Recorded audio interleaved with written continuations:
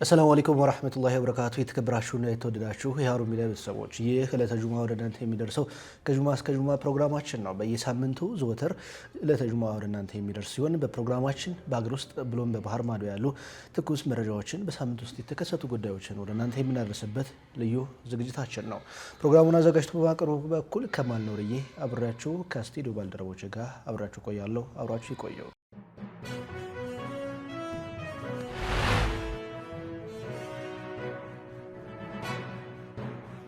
የፌዴራል መጅሊሱ በኡስታዝ አቡበከር አህመድ አስተባባሪነት ለአምስት የመንግስት ሆስፒታሎች ከ101 ሚሊዮን ብር በላይ የሕክምና ቁሳቁስ ድጋፍ አደረገ። የኢትዮጵያ ሙስሊሞች ልማት ኤጀንሲ በኡስታዝ አቡበከር አህመድ አስተባባሪነት ከሙስሊም ኤድ አሜሪካ የተገኘ ግምቱ 101 ሚሊዮን ብር የሆነ የሕክምናና የመድኃኒት ድጋፍ ለአምስት የመንግስት ሆስፒታሎች ድጋፍ ያደረገው በዚህ ሳምንት ነበር እና ጉዳዮች ምክር ቤት በኡስታዝ አቡበከር አህመድ አስተባባሪነት የሕክምና ድጋፍ ያደረገላቸው ሆስፒታሎችም ለአምቦ ጠቅላላ ሆስፒታል፣ ለኮምቦልቻ ጠቅላላ ሆስፒታል፣ ለጉንችሬ የመጀመሪያ ደረጃ ሆስፒታል እና ለጭቅሳን የመጀመሪያ ደረጃ ሆስፒታል እንዲሁም ለቋንጤ የመጀመሪያ ደረጃ ሆስፒታል መሆናቸው ተገልጸዋል። ኡስታዝ አቡበከር አህመድ የእናቶችና የሴቶች እንዲሁም የእህቶቻችንን በተለይ በገጠሪቱ ኢትዮጵያ የሚገኙ ነዋሪዎችን የጤናና ሕክምና ሁኔታ ለመጠበቅ ድጋፎች ተጠናክረው እንደሚቀጥሉ የገለጹ ሲሆን የረመዳን ወር የመተዛዘንና የአብሮነት ወር በመሆኑ ድጋፉ በተቀደሰው የረመዳን ወር መደረጉ ልዩ ያደርገዋል ብለዋል። ላለፉት 8 ወራት ብቻም ሙስሊም ኤድ ከ1.8 ቢሊዮን ብር በላይ በሆነ ወጪ ለ20 የመንግስት ሆስፒታሎች የሕክምና ድጋፎችን ማድረጉን የገለጹት ኡስታዝ አቡበከር አህመድ ለህዝቡ የህክምና ድጋፍ ለማድረግ ከጤና ሚኒስቴርና ከመንግስት ባለፈ ሁሉም ኃላፊነቱን ሊወጣ እንደሚገባ አሳስበዋል። የጠቅላይ ምክር ቤቱ ፕሬዝዳንት ሼህ ሀጂ ኢብራሂም ቱፋ በበኩላቸው ይህ ድጋፍ ያለ ሃይማኖትና ዘር ልዩነት ለሰው ልጆች በሙሉ በፍትሐዊነት ሊደርስ ይገባል ብለዋል። በርክብክብ ስነ ስርዓቱ ላይም የተገኙት የጤና ሚኒስቴር ዴኤታ ሳሃራላ አብዱላሂ የኢትዮጵያ እስልምና ጉዳዮች ጠቅላይ ምክር ቤት በተደጋጋሚ እያደረገ ላለው የህክምና ድጋፍ ምስጋናቸውን የገለጹ ሲሆን ግብዓቶች ለተፈለገው ዓላማ እንዲውሉ እንደ ጤና ሚኒስቴር ክትትል እንደሚያደርጉም ነው የገለጹት። በመጨረሻም ከ5 የመንግስት ሆስፒታሎች ለመጡ የስራ ኃላፊዎች የህክምና ቁሳቁስ ርክብክብ ተካሂዶ መርሃ ግብሩ መጠናቀቁን ባልደረባችን አቲድ ሐሚድ ዘግበዋል። የደቡብ ኢትዮጵያ ክልል መጅሊስ በጋሞ ዞን በደረሰው ድንገተኛ አደጋ የተሰማውን ጥልቅ ሐዘን ገለጸም። በደቡብ ኢትዮጵያ ክልል እስልምና ጉዳዮች ከፍተኛ ምክር ቤት በጋሞ ዞን አርባ ምንጭ ከተማ እንዲሁም በተለያዩ ደጋማ ወረዳዎች በጣለው ከባድ ዝናብ ምክንያት በተከሰተ የጎርፍ መጥለቅለቅ የአፈር ናዳ የደረሰውን የሰው ህይወት መጥፋትና የንብረት ውድመት አስመልክቶ ጥልቅ የሐዘን መግለጫ አውጥቷል። ምክር ቤቱ ባወጣው የሐዘን መግለጫ በአደጋው ምክንያት በመንግስት ተቋማት በድርጅቶችና በግለሰብ መኖሪያ ቤቶች ላይ ከፍተኛ የንብረት ውድመት መድረሱን፣ ዜጎች መፈናቀላቸውን ጠቅሶ በተለይም በአፈር ናዳው ምክንያት ህይወታቸውን ላጡ ወገኖች ሐዘኑ መሪር መሆኑን ገልጿል። እንዲህ አይነት ድንገተኛ አደጋ ወቅት ህዝባችን የመረዳዳት የመተዛዘንና የመተጋገዝ እሴቱን ከመቼውም ጊዜ በላይ በማጠናከር ጉዳት ከደረሰባቸው ወገኖች ጎን ሊቆም እንደሚገባ ምክር ቤቱ አሳስበዋል። በተለይም አሁን ያለው ወቅት የረመዳን ወር በመሆኑ ሙስሊሙ ማህበረሰብ በሃይማኖቱ ትእዛዝ መሰረት ጉዳት የደረሰባቸውን ወገኖች በመርዳትና በማጽናናት የከበረ ተግባር ላይ እንዲሳተፍም ጥሪ አቅርበዋል። በመጨረሻ ምክር ቤቱ በአደጋው ህይወታቸውን ላጡ ወገኖች እንዲሁም ቤተሰቦቻቸውና ወደ ዘመዶቻቸው ለመላው የጋሞ ማህበረሰብ አላህ ሱብሓነሁ ወተዓላ መጽናናቱን እንዲሰጣቸው ተመኝቷል። የገቢዎች ሚኒስቴርና የጉምሩክ ኮሚሽን በወንድም ካሊድ ፋውንዴሽን የኢፍጣር መርሃ ግብር አካሄዱ። የፌዴራል ገቢዎች ሚኒስቴርና የጉምሩክ ኮሚሽን አዲስ አበባ ካሳንቺስ በሚገኘው የወንድም ካሊድ ፋውንዴሽን የአብሮነት ኢፍጣር መርሃ ግብር በትላንትናው ዕለት አካሂደዋል። በስነ ስርዓቱ ላይ የገቢዎች ሚኒስቴር ክብርት ወይዘሮ አይናለም ንጉሴ፣ የጉምሩክ ኮሚሽን ኮሚሽነር ክቡር አቶ ደበሌ ቃበታ፣ የፌዴራል መጅሊስ ፕሬዝዳንት ጽህፈት ቤት ኃላፊ ኡስታዝ አቡበከር አህመድ እንዲሁም የሁለቱ ተቋማት ከፍተኛ የስራ ኃላፊዎች፣ ኡስታዞች፣ ጥሪ የተደረገላቸው እንግዶች ተገኝተዋል።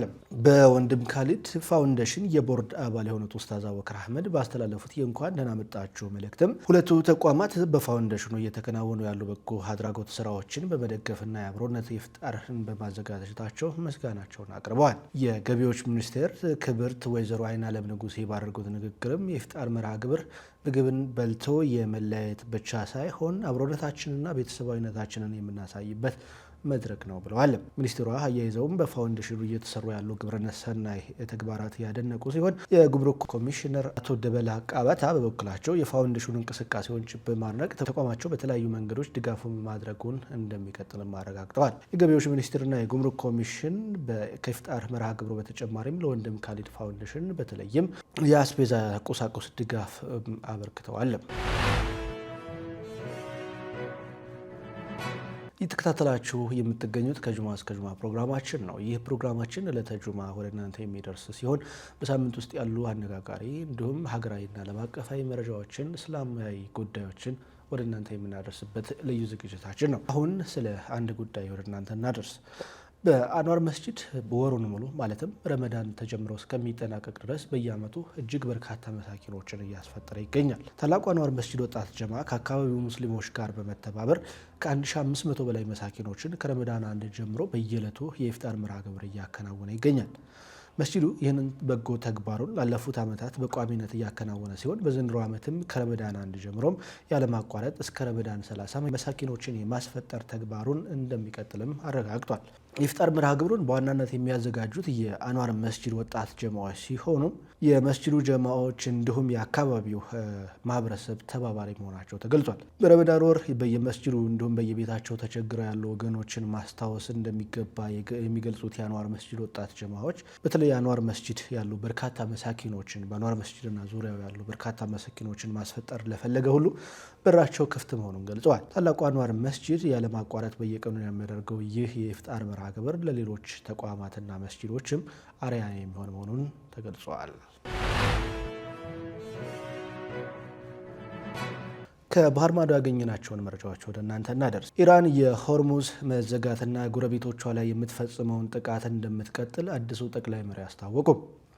የኢራን አዲሱ ጠቅላይ መሪ ሞጅታባ ካሜኔ ያስተላለፉት የመጀመሪያው መልእክት በኢራን መንግስት ቴሌቪዥን አቅራቢያ ይፋ ሆኗል። በኢራን የመንግስት ቴሌቪዥን አቅራቢ ይፋ የሆነ ሲሆን ሞጅታባ ካሜኔ የሆርሙዝ ባህር መዘጋት አሁን ኢራን ልትጠቀምበት ይገባል ብለዋል። በመቀጠልም ኢራን ከጎረቤት ሀገራት የወዳጅነት ፖሊሲ እንዳላት ቢናገሩም የአሜሪካ ጦር ሰፈር እንዲዘጉ በማስጠንቀቅ ካልሆነ ግን ኢራን ኢላማዋን ትቀጥላለች ብለዋል። ሙጅታባ ካሜኒ ኢራን የተገደሉትን የኢራናውያን ደም ለመበቀል ወደ ኋላ አትልም ያሉ ሲሆን በሚናብ ዩናይትድ ስቴትስ በአንድ ትምህርት ቤት አቅራቢያ ያበረሰችው ጥቃት 110 የሚጠጉ ህጻናትን ጨምሮ በአጠቃላይ 168 ሰዎች መሞታቸው እጅግ እንዳሳዘናቸው እና ይህ ደም በከንቱ እንደማይቀርም ነው አዲሱ ጠቅላይ መሪ የተናገሩት።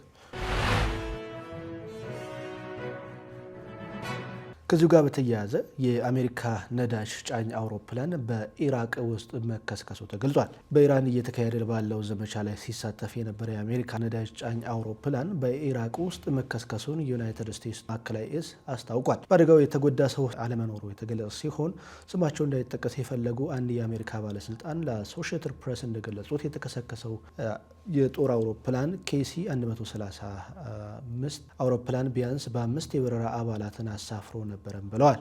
አውሮፕላኑ የተከሰከሰው ከጠላት ወገን በተተኮሰ ጥይት ነው ያሉ ሲሆን ሆኖም በስህተት በተተኮሰ የአደጋ ኃይሎች ጥቃት እንዳልሆነ ወታደሮቻቸውም እዙ በመግለጫው ያሳወቀ ሲሆን በአውሮፕላኑ ከጥቅም ውጭ ሆኗልም ሲል ገልጿል። የመካከለኛው ምስራቅ አካባቢን የሚቆጣጠረው የአሜሪካ ማዕከላዊ እዝ እንዳስታወቀው በእውነቱ ላይ 2 አውሮፕላኖች የነበሩ ሲሆን አንደኛው በሰላም ሲያርፍ ሁለተኛው ግን በምዕራብ ኢራቅ ተከስክሷል ሲሉ አረጋግጠዋል። የዛሬው ከጁማ እስከ ጁማ ፕሮግራማችን ይህንን ይመስል ነበር። አብራችሁን ስለነበራችሁ ስለተከታተላችሁን ምስጋናችንን እያቀረብን ዝግጅታችንን እዚሁ ላይ ቋጭን። ሳምንት በሌሎች መረጃዎች የምንገናኝ ይሆናል። የሳምንት ሰው ይበለን። በያላችሁበት የዓለም ዳርቻ ሰላም ከእናንተ ጋር ይሁን። ወሰላሙ አለይኩም ወረህመቱላሂ ወበረካቱ።